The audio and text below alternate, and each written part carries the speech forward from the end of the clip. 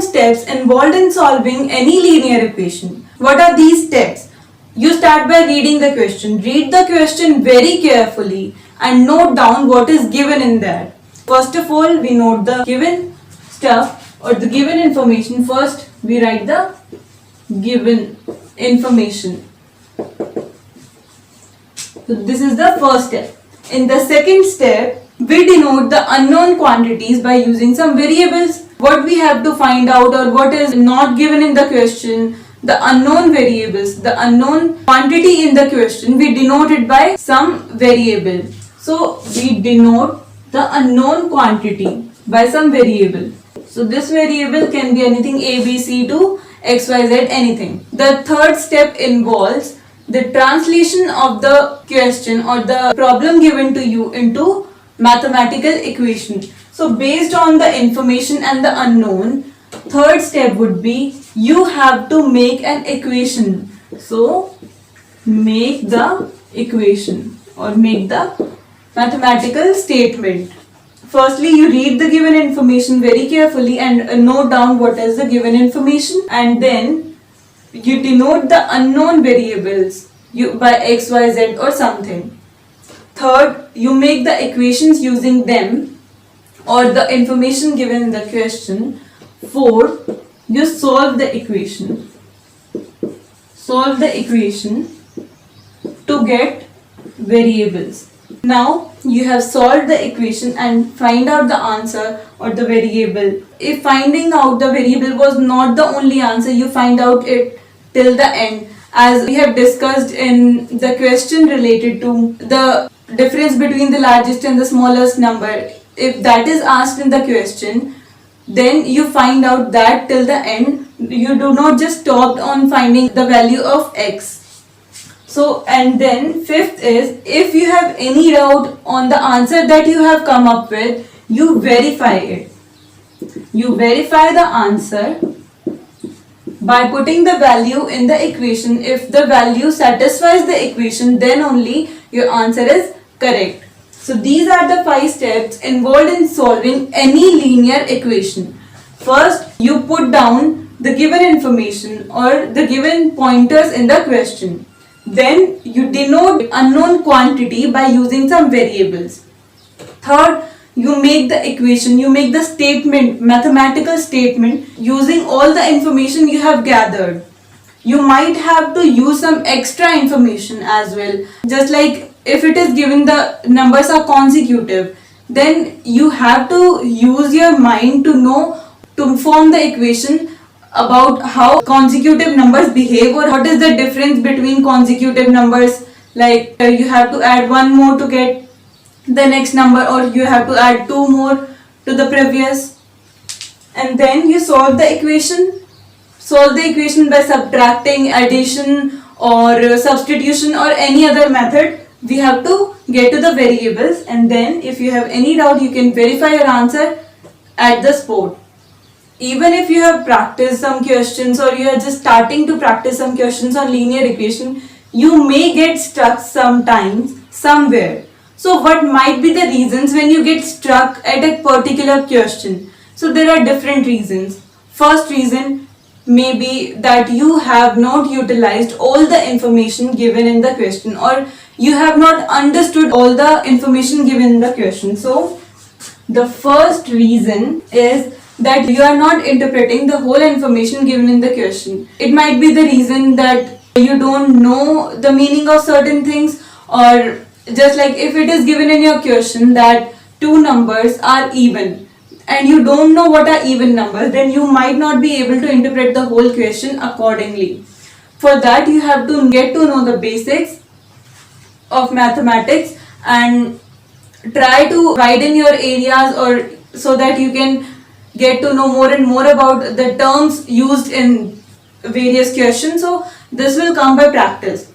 Next is, even if you have interpreted the question, then while solving the question you are not using all the information. So the next is not using all information. So this might also be that you have to use the extra information. So you have to use the extra information also somewhere, sometimes. So be open up with your mind that you might have to use some extra information related to the given.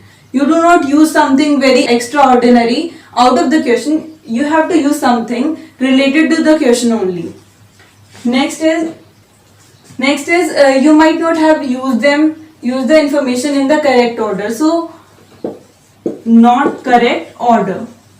So keep your mind on the information and use the every piece of information in the correct order to get to the answer. Otherwise you might get stuck sometimes, but you should always open with your mind so that you can find out the right answer.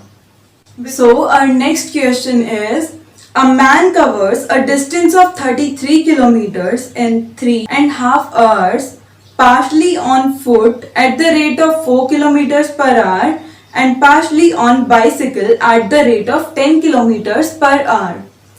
Find the distance covered on foot. We are given that the man covers a total distance of 33 kilometers. So the distance is 33 kilometers and he has covered some of the distance on foot at the speed of 4 kilometers per hour. So we can say that the speed on foot is 4 kilometers per hour. We know kilometer per hour is the unit of speed. So this would be, as it is given the rate. So rate here means the speed or the rate of distance covered at the rate of 10 kilometer per hour on bicycle. So the speed on bicycle is 10 kilometers per hour. These are the two speeds and this is the total distance that he has covered. Let us say that he covered x kilometers on foot. So distance on foot, that is the distance he covered on foot, we say that it is x kilometers. So if the distance he has covered on foot is x kilometers, then the distance covered on bicycle will be the total distance, that is 33 minus x, as 33 was the total distance covered, and if x is the distance covered on foot, then 33 minus x would be the distance covered with bicycle. So these are the two distances covered on foot and bicycle, and these are the respective speeds. So we know the formula that time is equals to distance divided by speed. So using this formula, we can find out how much time that person traveled on foot and how much time that person traveled on bicycle. So let us say the time traveled with foot would be equal to the distance, that is x, upon the speed, that is 4. So this is the time he has traveled on foot. Now let us say that the time for which he traveled on bicycle would be equal to the distance, that is 33 minus x upon the speed, that was 10. These are in hour. So this is the time he traveled on foot, this is the time he traveled on bicycle, and also we were given the total time that he took to cover this 33 kilometers, and the total time was 3.5 hours. The total time was given to be 3.5, 3 plus half, which gives us 3 to the 6 plus 1, 7 by 2 hours.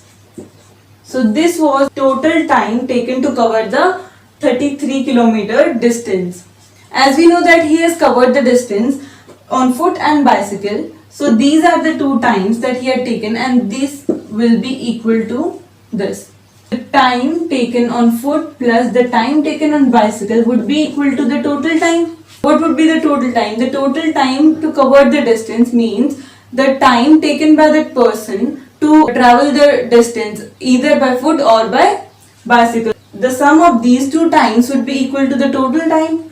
So TF we have is x by 4 plus TB we have is 33 minus x upon 10 equal to, the total time is 7 by 2. So we got the equation here. Now we have to solve it. We can take the LCM over here, or we can take 2 as common. So if we take 2 as common, the 2 over here will also get eliminated. So this will give us x by 2 plus 33 minus x upon 5 is equals to 7. Or I might write it as 1 by 2. I took 1 by 2 common and this 2 gets cancelled. So we are left with this much, as 2 gets cancelled on both the sides. So what we do now? We will take the LCM. So 5 and 2 gives an LCM of 10. So this gives us 5x plus 2 multiplied by 33 minus x, which gives us 66 minus 2x is equals to 7. So 5x minus 2x gives us 3x plus 66 is equals to 70. 3x is equals to 70 minus 66. So which gives us 4. So x will be equal to 4 by 3. And what we had taken x as, x was the distance he has covered on foot. So he has covered 4 by 3 kilometers on foot. And as we know 4 by 3, when we divide it, we get it as equals to 1.33 kilometers. We had to find the distance covered on foot and we had taken it as x. What is the distance that person covered on foot is? 1.33 kilometers or 4 by 3 kilometers. So we got the equation by the time, that is the total time would be equal to the individual times taken, and using that we solved it further to get to the distance covered on foot. So our next question is, the sum of 4 numbers is 64. If you add 3 to the first number, 3 is subtracted from the second number, the third is multiplied by 3 and the fourth is divided by 3, then all the results are equal. What is the difference between the largest and the smallest of the original numbers? So we are given that we have 4 numbers. So let us say that the numbers are A, B, C and D. So these are 4 numbers, we have assumed them. These are the 4 variables here which we have to find. Then we are given that some conditions on all the 4 of numbers and then they are all equal. So as it is given, if you add 3 to the first number, so A plus 3. If you subtract 3 from the second number, so B minus 3. If you multiply the third number by 3, that is 3 multiplied by C. And if you divide the fourth number by 3, that is D by 3. And it says that all of them are equal.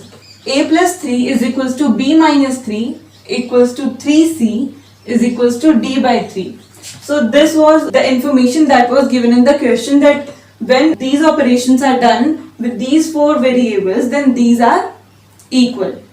So let us say that all of them are equal to some variable x. When such operations are done on some numbers A, B, C, D, then they are equal to one another and they are equal to some variable x. Now we have to find this x. If we equate them, so let us start by D. If we equate these two, we'll get D is equals to 3x. And equating each one of them, we'll get A is equals to x minus 3, B is equals to, as 3 gets to the other side, it gets added, x plus 3, C is equals to x by 3 and D is 3x. We got the 4 equations of A, B, C and D. Now we had to find the difference between the largest and the smallest number. So we have used one piece of information given in the question. We were also given that the sum of all the 4 numbers, that is A, B, C, D, is equals to 64. We can use that as well. So using that, we know A plus B plus C plus D is equals to 64. Now we substitute the values of A, B, C, D is equals to 64. So A is equals to x minus 3. So x minus 3 plus x plus 3 plus x by 3 plus 3x is equals to 64.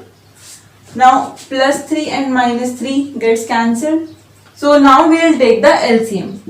LCM will be 3, which gives us 3x plus 3x plus x plus 9x is equals to 64.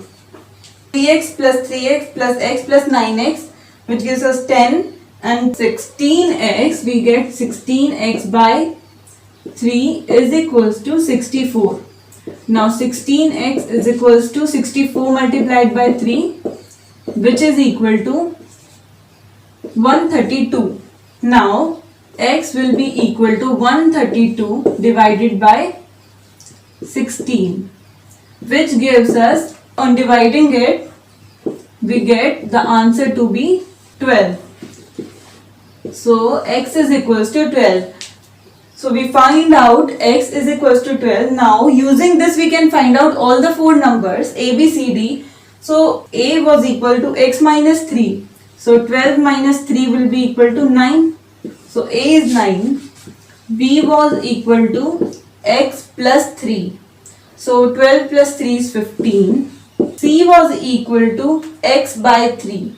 12 by 3 we get 4. And d was equal to 3x. So 3 times 12 will be 36. So this way we have found out all the variables or all the four numbers. So we got a, b, c and d, and we had to find the difference between the largest and the smallest number. What is the largest number here? We have is 36 and the smallest is 4. So the difference between them, difference between d and c would be 36 minus 4, which is equal to 32. We have find out the answer, that is 32. So we had to find out the difference between the largest number and the smallest number, and we were given the sum of the four numbers and the operations using which they were equal to each other. We assume the numbers to be equal to x, and we find out the numbers and form the equations using which we got our answer finally. With this, we have completed this chapter, and I hope you understand this.